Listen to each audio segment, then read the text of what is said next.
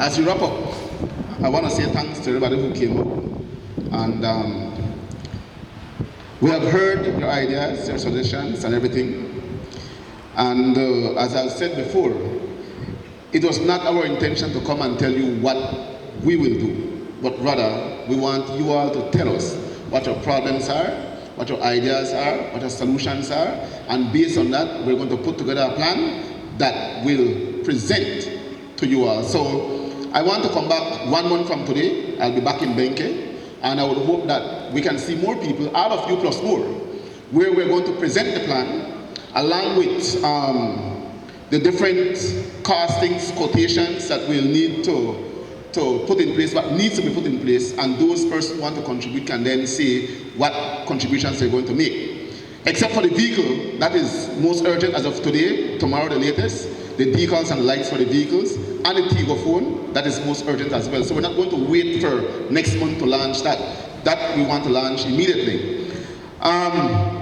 Dealing with bushy lads, I know that they said it is a mere responsibility, and indeed it comes under the town council. But what we do through our community policing programs is to identify these bushy lads, and then we put a report together that we send to the town council, and we ask the town council to see if they can cut the bushy lots for us.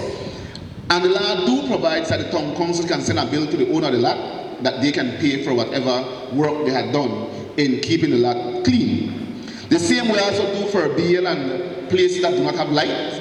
We again, through our community policing programs, identify these dark areas, and we put together a report and would normally send to BL and ask if they can help to eliminate those areas. So we're going to do those. So Mr. McCoy, I'm not seeing the future sergeant, because I've been directed to promote the man, right? But I will think of that promotion after you have done these things to identify the bushy lots and the place that need lights. Huh? Okay. And bushy lots, and then we'll see how we go from there. But the truth be told, I think we have achieved a lot today. People were outspoken. They said what needed to have said, and showed their ideas, and we're going to take all those in consideration as we put together the plan. In the meantime as well, while we're putting together the plan, we will see some uptake in the patrols from SPU to ensure that the area is safe. Those areas identified like the Nazarene Extension area and the area where going to the border, we have to look at those immediately and see how we can put patrols in those areas more frequent. So again, Ms. Hall, Mr. Zim, those are things that you need to look at in the time being. But I just want to reiterate the point that we must work together. It cannot be said or be seen that the issue of fighting crime is solely that of the police. It must be a collective one. Historically, the society polices itself. The police only steps in when the society cannot police themselves, and the police would make arrests. We have changed from that, we're changing from that, and we're trying to be more proactive. But even in being proactive, it also requires your input to work with us in order for us to be able to achieve our proactive mandate. And so I again want to applaud each of you for coming out. I will see you here in a month's time, and I hope that when that time comes and we launch this new initiative, that we're going to have more participation. The mayor had said to me that there is an issue with people moving around town with masks that covers the entire face, and sometimes they even wear a cap, and then they put on a sunshade. You really can't see who those persons are. I have said to the police that people must wear a mask, and anything that covers the entire face is a no-no. We cannot allow that. That is like moving around with a crime, with a mask to commit a crime.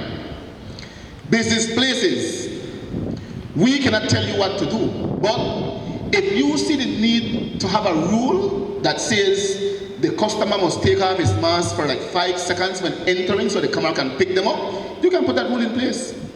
You can.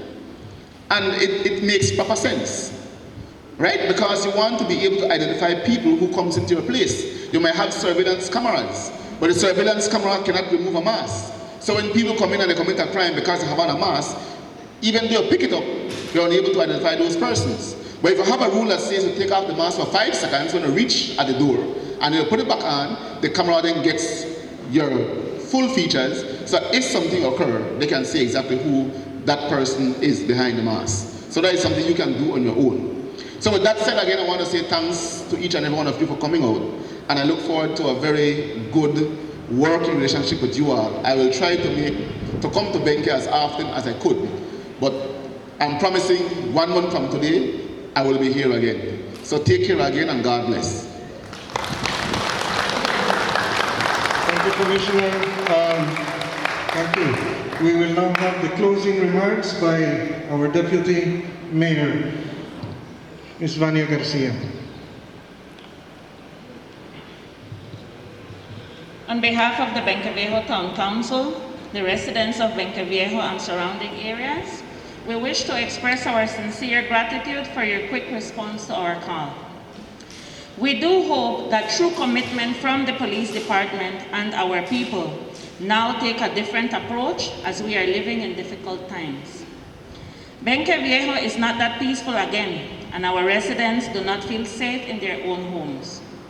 The cry of our people is a call for immediate action and restructuring from the police department.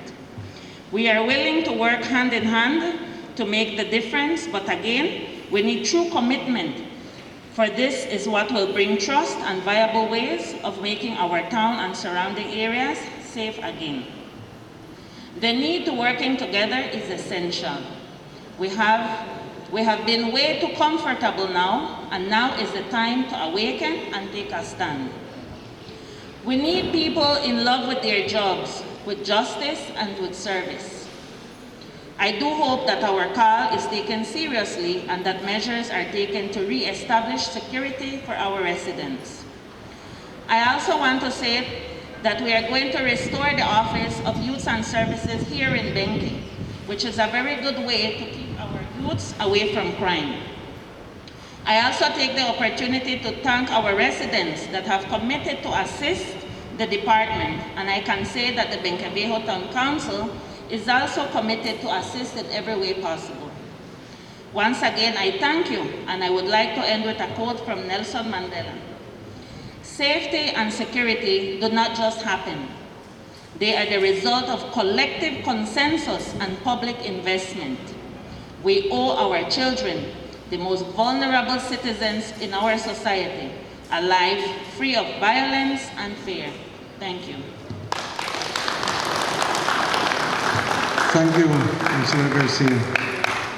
And so, ladies and gentlemen, this brings this dialogue session to a close.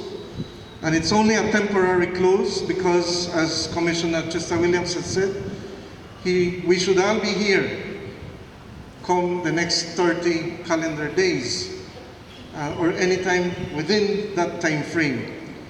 We appreciate very much your presence, your sharing your concerns, and of course, as the Deputy Mayor said, the reiteration by corporate citizens and individual citizens into what we can do. I think the Commissioner wrapped it up properly. What were some of the resolutions for the day? And so without any further delay, then we will bid you a pleasant good afternoon.